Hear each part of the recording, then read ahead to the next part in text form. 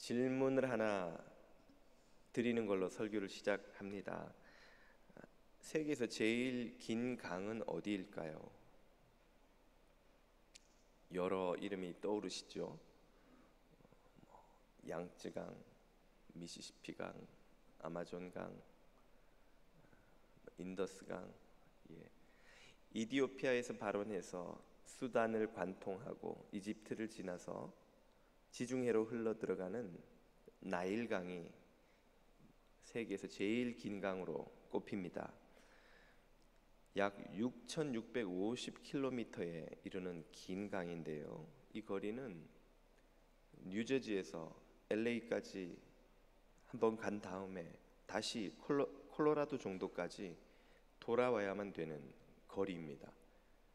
이렇게 강이 기니 수량은 얼마나 많겠습니까?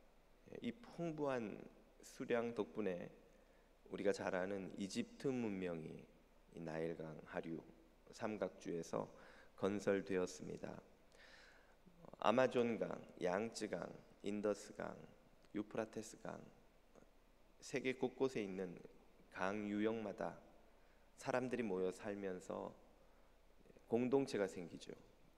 그로 인해서 우리가 잘 아는 고대의 4대 문명도 이런 큰 강들 유역에서 자리 잡고 일어났습니다.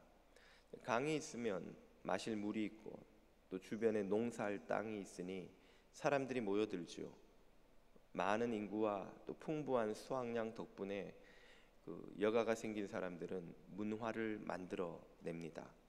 음악, 미술, 건축, 제도, 법, 정부 조직, 국가, 이렇게 만들어진 문화가 축적되어서 문명이 건설되지요. 반면에 강이 없으면 어떻게 되겠습니까? 마실 물이 없고 땅이 황폐하겠죠. 사막처럼 되면 거기선 사람들이 모여들지 않고 농사가 힘드니 거기에서 무슨 문화가 만들어지기가 어렵지요. 문명이 서기도 어렵습니다. 그러므로 풍부한 수량의 강은 문화와 문명 발생의 필수 조건이라고 할 수 있습니다. 이렇게 보면 강은 얼마나 고마운 것인가 새삼 느끼게 되는데, 진실을 들여다보면 과연 강에게 이 모든 찬양을 돌려도 되는가 하는 생각을 하지 않을 수 없습니다. 호수를 포함해서 이 지구 땅 위를 흐르는 강, 이 육지에 있는 모든 그 물이 굉장히 많은 것 같지만 사실은 다 더해 보아도 육지에 있는 물에, 바다는 제외하고요, 육지에 있는 물의 극히 일부분에 불과합니다. 얼마나 될까요? 0.112% 뿐이라고 합니다. 그러면 나머지 99.888%, 1000배나 되는 많은 물은 다 어디에 있는가? 땅 밑에 있다는 거죠. 땅 밑에도 육지에 강이 흐르듯이 강이 흐르고 육지에 호수가 있듯이 큰 물 웅덩이들이 있습니다. 그 물의 양이 어느 정도냐? 땅 위를 흐르는 물의 1000배에 가깝다는 겁니다. 이 어마어마한 양의 물이 땅 위로 수분을 공급해 주기 때문에 강도 흐르고 땅에서 농사도 지을 수 있고 그 땅이 사막이 되지 않고 기름진 땅으로 바뀌는 것입니다. 이 지하수 때문에 강에서 먼 곳을 파도 땅에서 물이 나오는 거예요. 우물이 생기고 또 농사도 가능하다는 말입니다.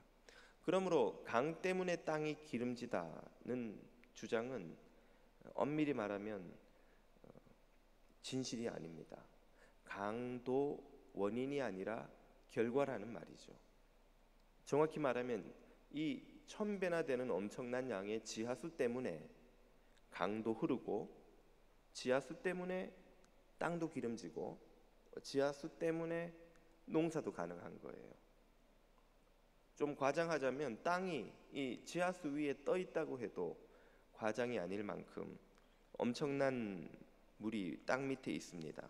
그러므로 기름진 땅과 인류의 생존, 문명의 발전은 사실상 이 땅 밑에 보이지 않는 물에 의존하고 있다고 해도 과언이 아닙니다. 이 원리는 우리 성도의 삶에 아주 중요한 통찰을 줍니다.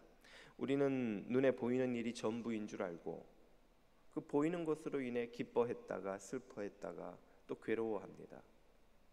우리가 겪는 일이 도무지 이해할 수 없다는 이유 때문에 괴로워하고 하나님께 원망도 하곤 하죠. 그러나 보이는 강보다 보이지 않는 강이 훨씬 더 넓고 깊고 크고 중요하듯이 우리 눈에 보이는 일보다 보이지 않는 하나님의 섭리와 은총이 훨씬 더 우리 삶에는 크고 넓고 깊은 영향을 끼친다는 사실을 우리는 깨달아야 하는 것이죠. 지난 주간에 한 교우께서 이런 문자를 보내주셨습니다. 지난주 설교를 듣고 이해가 잘 안 돼서 몇 번이나 다시 듣고는 이해를 하셨다는 겁니다. 듣고 보니까 참 쉽게 전하지 못한 제가 죄송한데 그걸 또 여러 번 들어서 이해를 하셨다니 감사할 따름입니다. 제 생각에 다른 분들도 그 교우분처럼 지난주 설교를 듣고 충분히 이해하지 못한 분들이 계실 듯하여 보충하는 의미의 설교를 좀 오늘 해보고자 합니다.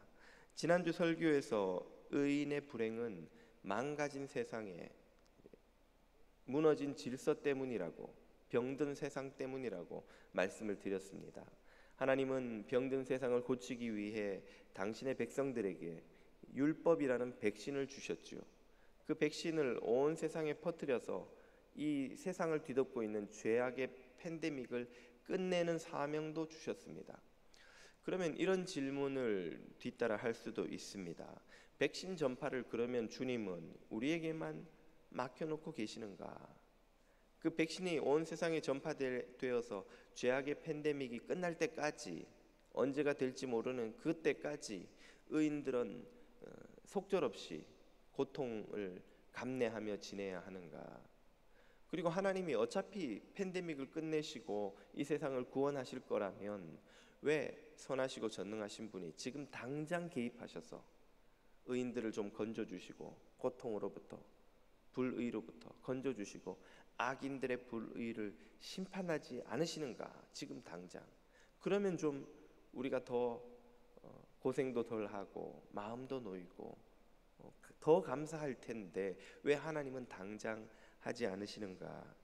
이런 질문을 아마 여러분도 심심찮게 던져보셨으리라 생각합니다. 첫 번째 질문부터 답을 해보자면, 하나님은 이 백신을 세상에 퍼뜨려 세상을 치유하는 이 일을 백성들에게 맡겨만 놓고 계시지 않습니다. 하나님이 직접 그 일에 관여하고 계시고 깊이 개입해 계시죠. 오늘 본문 11절은 이사야 선지자의 목소리를 통해 이렇게 들려줍니다. 내 입에서 나가는 말도 이와 같이 헛되이 내게로 되돌아오지 아니하고, 주님의 말씀이 다 이루어진다 하는 말이죠. 나의 기뻐하는 뜻을 이루며 내가 보낸 일에 형통함이니라. 주님의 뜻도 이루어지고 주님이 하시는 일은 형통하게 일이 진행된다 하는 말입니다. 하나님이 이렇게 일하고 계신다는데 그러면 왜 우리는 그분의 일하심을 더 가깝게 느끼지 못하는 것일까요?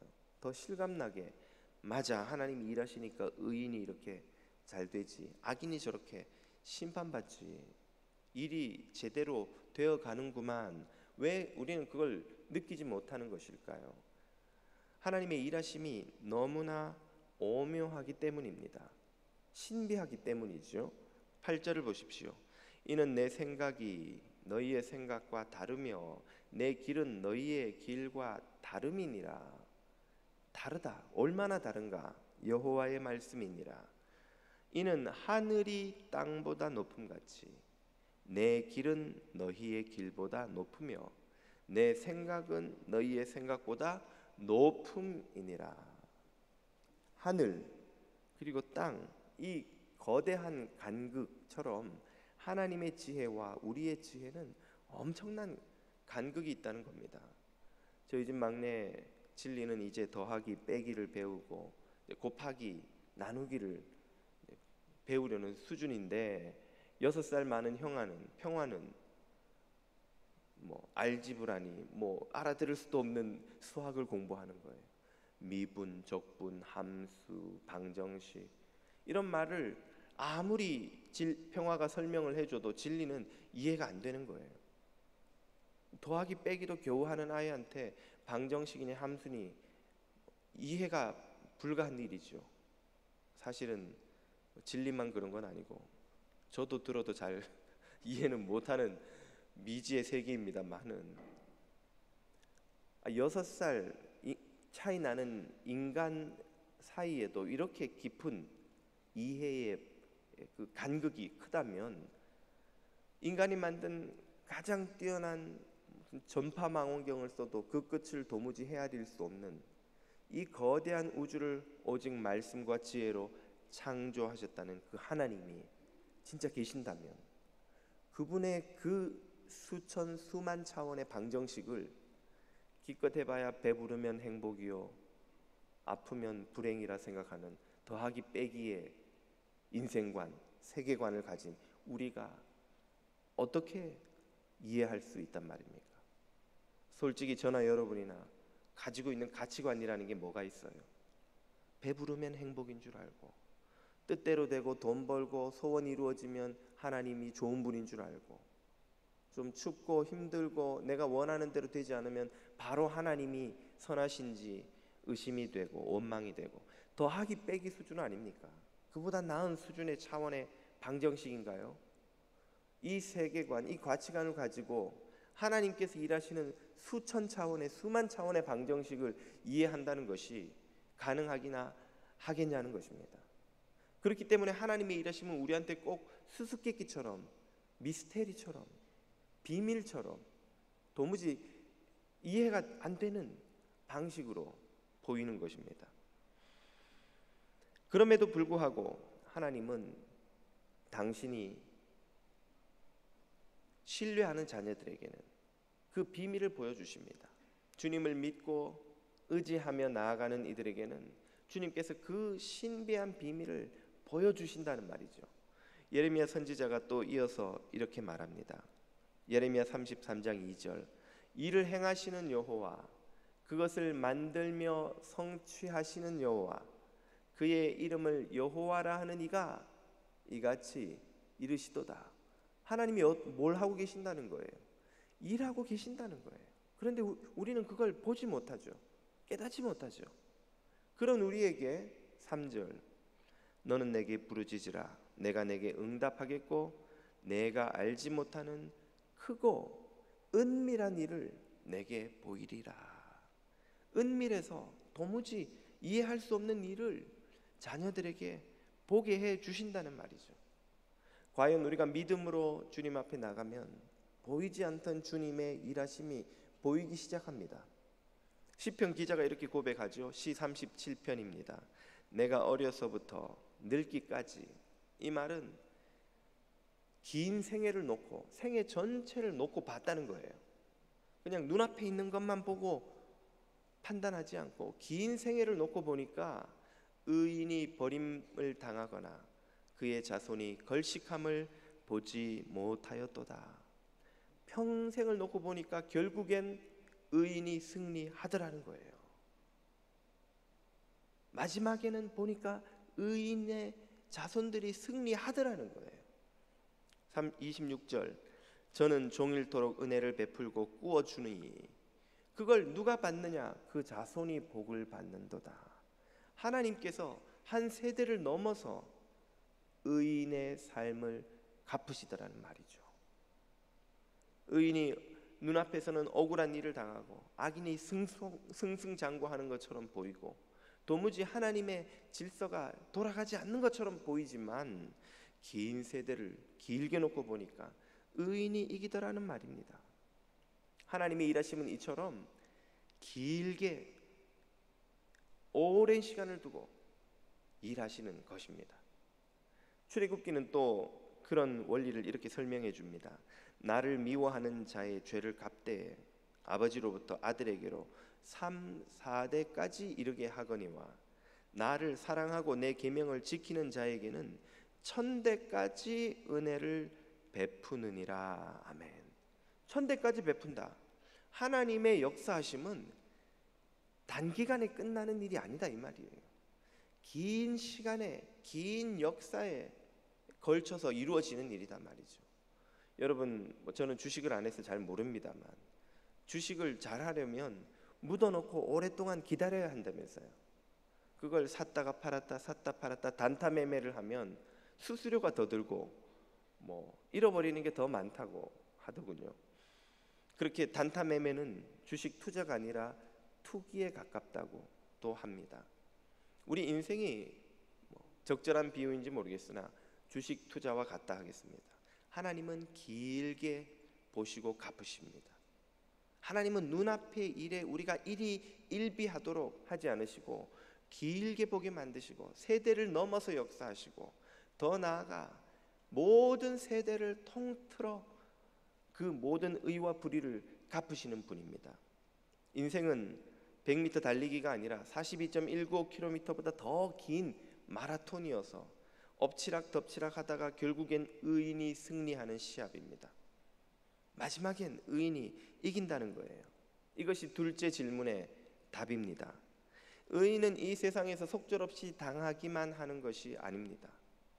하나님은 이 생에서도 의인들을 돌보시고 지키시고 그 의로움을 갚으시고 불의함을 심판하시고 더 나아가 그것이 영원 안에서 모두 남김없이 다 갚음되도록 하시는 분이십니다. 주님에게는 비장의 카드가 있습니다. 그것이 바로 영생과 심판이지요.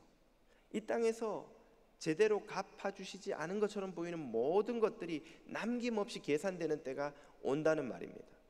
그때를 바라보고 기다리는 것이 얼마나 힘든지요. 지난주에 제가 월요일부터 금요일까지 총회일로 LA 출장을 갔습니다. 예전에 제가 LA 영락교회에서 부목교육자로 섬겼기 때문에 지인들이 거기에 많이 있죠. 한 집사님 가정을 만나서 잠시 틈을 내어 교제하고 오는데 그 집사님이 진리가 보고 싶다고 진리 주라며 용돈을 기어이 쥐어주시는 거예요. 그래서 집에 와서는 진리에게 그 집사님이 주셨다고 하니까 이 아이가 너무 행복해요. 막 어쩔 줄을 몰라 하면서 이게 웬 떡이냐 공돈이 생겼으니 제 아내가 그걸 통장에 넣으라고 이제 그랬습니다. 아빠가 진리 이름으로 만들어준 통장이 있으니 할아버지 할머니들 주시는 용돈 이렇게 생기는 용돈 거기다 늘 넣어줬는데 그때부터 갑자기 아이 얼굴이 일그러지는 거예요. 통장에 넣기 싫다는 거예요. 왜 그러냐고 쥐고 있고 싶다는 거죠. 진리가 벌써 그렇게 쥐고 다니다가 잃어버린 돈이 있으니까 그걸 아는 아내가 너 그렇게 쥐고 다니다가 또 잃어버린다고 지난번처럼 아빠한테 드리면 네 통장에 넣어서 항상 네가 쓸 수 있도록 해놓는다고. 그랬더니 아이가 하는 말이 통장에 넣으면 내 돈 같이 필링하지 않는다는 거예요. 내 손에 쥐고 있어야 내 돈 같이 필링한다는 거예요. 어차피 자기가 쥐고 있으나 아빠가 통장에 넣어놓으나 똑같은 돈이고 통장에 넣어놓으면 더 안전하고 더 괜찮은데도 불구하고 손에 쥐고 있어야만 내 돈 같이 필링한다는 거예요. 그러면서 막 울기 시작하는데 그거 안 내놓겠다고 얼마나 우는지 기어이 엄마 말 듣고 내놓고 나서도 계속 우는 거예요 아이가.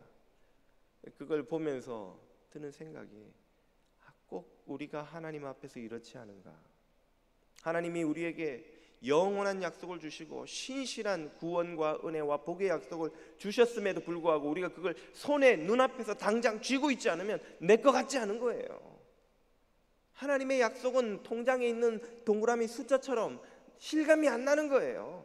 내가 그 캐시를 손에 쥐고 있어야만, 복을 손에 쥐어야만, 하나님의 약속을 내가 지금 당장 눈앞에서 손에 쥐어야만 내 것 같이 느껴지고 하나님이 선하시고 전능하시고 약속을 지키시는 분인 것처럼 느껴지고 하나님이 그저 약속만 주시고 천국에 네 통장에 다 넣어 놓았다고 하시는 말씀은 실감나지 않는 것입니다. 의심 많고 미련한 우리는 주님께서 우리가 맡긴 돈을 잊어버리지 않으셨을까? 빠뜨리지 않으셨을까? 못 보지 않으셨을까? 통장에 넣어놓지 않고 엉뚱하게 쓰지 않으셨을까? 늘 염려하며 조바심을 내며 초조해야 합니다. 그러나 주님은 하나도 놓치지 않으시고 티끌만한 의와 불의도 잊지 않으시고 다 갚으신다고 약속하시죠. 예수님께서 알곡과 가라지의 비유에서 그렇게 말씀해 주십니다. 원수들이 밤에 알곡이 가득한 밭에 와서 가라지를 뿌리고 갔죠. 그것을 본 종들이 속이 상해서 주인님, 이 가라지들을 당장 뽑아버려야 되지 않겠습니까? 하고 묻습니다. 마태복음 13장 28절을 보십시오. 종들이 말하되 그러면 우리가 가서 이 가라지를 당장 지금 뽑기를 원하시나이까? 이 가라지를 뽑아버려야 되지 않겠습니까? 30절 주인이 이르되 둘 다 추수 때까지 함께 자라게 두라. 알곡도 가라지도 추수 때에 내가 추수꾼들에게 말하기를 가라지는 먼저 거두어 불사르게 단으로 묶고 다 심판하고 곡식은 모아 내 곡간에 넣어 영생의 복을 누리게 하리라. 주님에게는 계획이 있는 거예요. 주님은 계획을 갖고 계세요. 저는 진리의 통장에 지금 얼마가 있는지, 저 용돈을 집어넣으면 얼마가 되는지, 그걸 잘 모아서 진리를 위해 무엇 유익한 것을 쓸지 아빠는 벌써 다 생각을 하고 있는 거예요. 그러나 진리는 그것을 바라보지도 생각하지도 기대하지도 믿지도 못하고 내 손에 지금 쥐고 있어야만 내 것 같고 그래야 마음이 편하고 행복한 것이죠. 주님에게는 계획이 있습니다. 주님은 티끌만한 의도 불의도 놓치지 않으시고 다 보시고 다 기억하시고 다 계산하십니다. 계산할 때가 옵니다.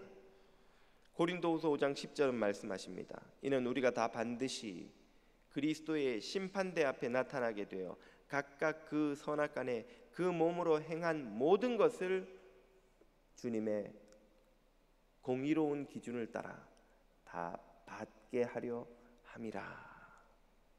미켈란젤로의 최후의 심판을 보고 계시죠? 마지막 심판 때가 온다는 거예요. 하나님이 다 갚으시고 다 돌려주실 때가 온다는 것이죠. 자, 그러면 이제 마지막 질문에 도착했습니다. 어차피 그렇게 다 갚으실 거라면 왜 지금 하시면 안 되는 겁니까? 마지막 때까지 기다리지 마시고, 그래서 의인들이 고통받도록 내버려 두지 마시고 악인들이 저렇게 활개치도록 내버려 두지 마시고 지금 좀 당장 개입하셔서 의와 불의를 다 갚아주시면 우리도 속 시원하고 주님이 좋으실 것 같은데, 진리가 아빠에게 통장에 넣지 말고 통장에 있는 돈도 다 뽑았어, 지금 다 날 줘, 내 손에 쥐고 있고 싶어, 쥐고 자고 싶어. 왜 제가 그렇게 안 합니까? 잃어버릴 것이니까요. 진리는 주님도 우리의 복을 잃어버릴까 봐 지금 안 주시는 것일까요? 그 이유를 이렇게 디모데전서는 말씀해 주십니다. 하나님은 모든 사람이 구원을 받으며 진리를 아는 데 이르기를 원하시느니라. 여기도 진리가 나오는군요. 예. 하나님의 계획은 무엇입니까? 모든 사람들이 복음이라는 백신을 맞고 구원을 얻게 하려는 것이죠. 한 사람이라도 더 복음을 듣고 구원을 얻게 하시려고 기회를 주시기 위해 인내하고 기다리고 복음을 전하도록 우리를 보내고 계십니다. 이것이 우리가 맡은 사명입니다. 아마 이런 불평이 또 따라올지 모르겠습니다. 아니, 왜 의인들이 악인들을 위해 기다려야 합니까? 그냥 기다리라면 또 기다리겠으나 너무 대가가 크지 않습니까? 우리 의인들의 희생, 의인들의 고난, 의인들이 당하는 억울한 일을 생각하면 우리가 왜 저 악인들을 위해 기다려야 한단 말입니까? 이런 원망이 생길 법도 하지요. 그때 우리가 잊고 있는 것이 있습니다. 깨달아야 하는 것이 있지요. 무엇입니까? 주님의 그 인내로 덕을 보는 죄인은 저 밖에 있는 그 누군가가 아니라 지금 주님을 향해 원망하고 있는 우리들 자신이라는 사실입니다. 사도 바울이 로마서에서 이렇게 말씀하십니다. 혹 네가 하나님의 인자하심이 다른 누군가가 아니라 바로 너를 인도하여 회개하게 하셔서 지금 여기까지 왔다는 사실을 알지 못하여 그의 인자하심과 용납하심과 길이 참으심의 풍성함을 멸시하느냐. 그분이 인자하시고 용납하시고 길이 참으시고 풍성하게 참아주셔서 덕을 누가 받냐는 거예요. 바로 네가 받다. 저와 여러분이 그 덕을 봤다는 거예요. 저 밖에 TV에 나오는 무슨 흉악범이 그 덕을 본 게 아니에요. 저 밖에 있는 그 어떤 독재자, 압제자, 나쁜 사람들을 주님이 기다려 주시느라고 이때까지 참으신 게 아닌 거예요. 우리를 주님이 기다려 주시느라 지금까지 참으신 겁니다. 주님이 참지 않으셨다면 가장 먼저 심판에 던져지리가 그들뿐 아니라 바로 우리들이라는 사실을 로마서에서 사도 바울은 깨우쳐 주시지요. 우리는 죄인을 기다리는 주님의 마음을 잘 모릅니다. 주님은 죄인을 기다리는 그 마음을 자녀들이 깨닫기를 원하셔요. 주님의 기다리심의 풍성하심으로 구원받은 자녀들이 또 다른 죄인들을 기다리시는 그 주님의 마음을 이해하기를, 깨닫기를 기다리십니다. 그 마음을 깨닫는 이들에게 주님은 무엇을 기대하십니까? 야고보서 5장 8절을 보십시오. 주님이 그리하신 것처럼 너희도 길이 참고 마음을 굳건하게 하라. 왜? 주의 강림이 가까웠기 때문입니다.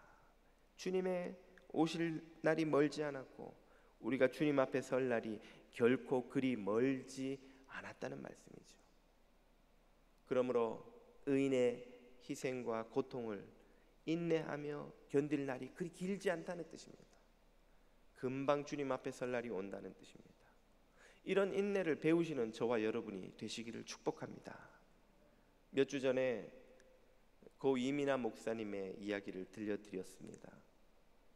이 목사가 아버지 이어령 박사의 회심 소식을 듣고 자신이 태어난 이래 이 세상의 난일에 가장 기쁜 날이었다고 고백합니다.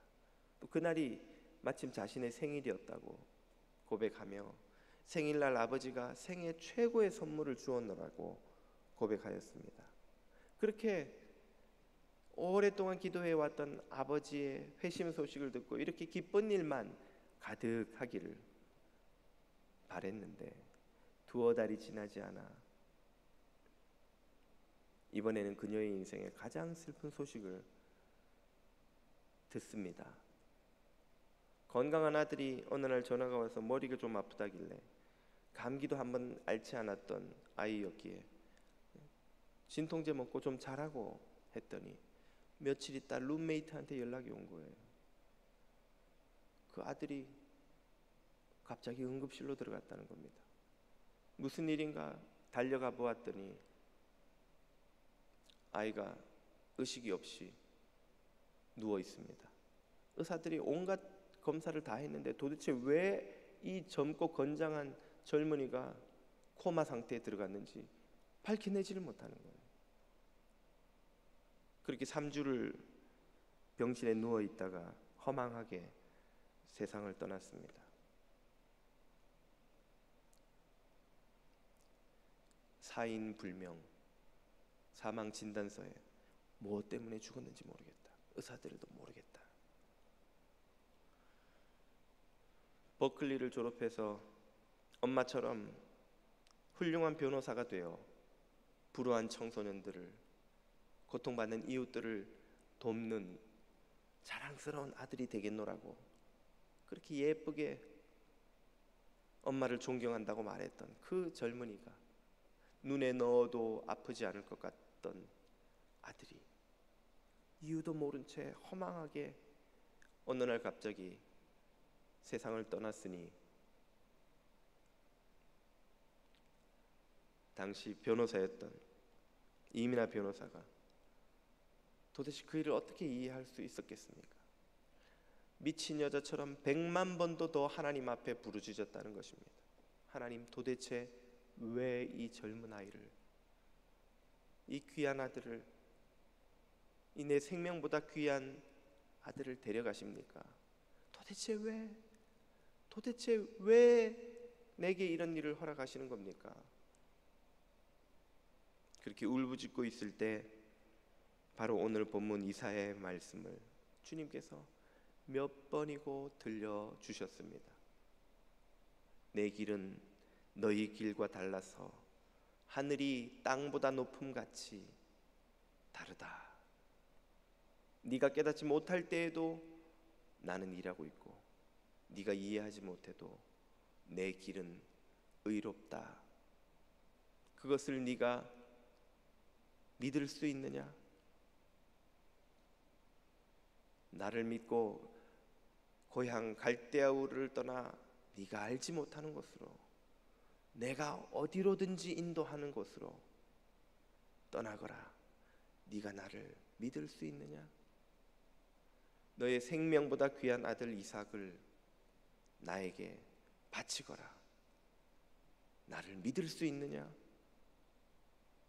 아브라함에게 물으셨던 것처럼 그녀에게도 네가 나의 선하고 의로운 이 역사를 믿을 수 있느냐 물으시더랍니다.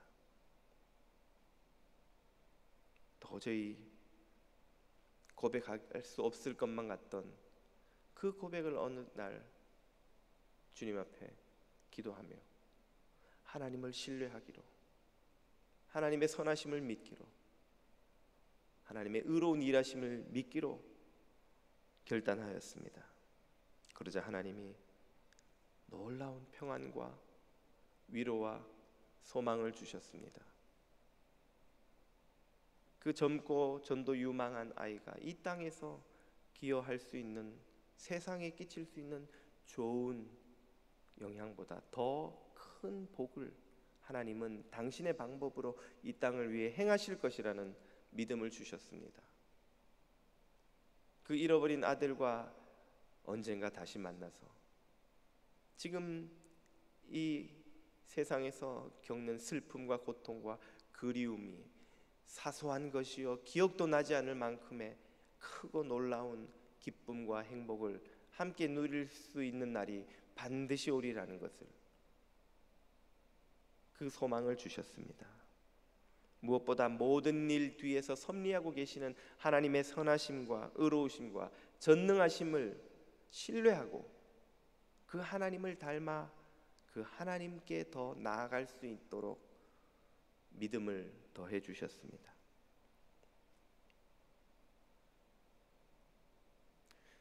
땅 위의 강보다 땅 밑의 강이 훨씬 크고 높고 깊어서 이 땅이 사막이 되지 않도록 지켜주는 더 중요한 강인 것처럼 눈에 보이는 모든 일보다 보이지 않는 하나님의 일하심이 더 크고 깊고 넓고 오묘하고 중요한 줄 믿으시기를 축복합니다.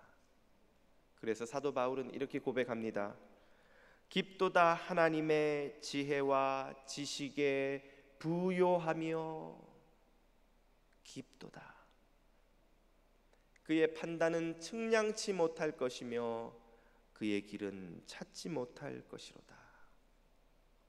깊고 넓고 크고 오묘하고 신비하지만 선하시고 의로우신 그 하나님의 신실하심을 믿고 끝까지 인내하시며 믿음으로 승리하시는 주님의 자녀들이 다 되시기를 주님 이름으로 축복합니다.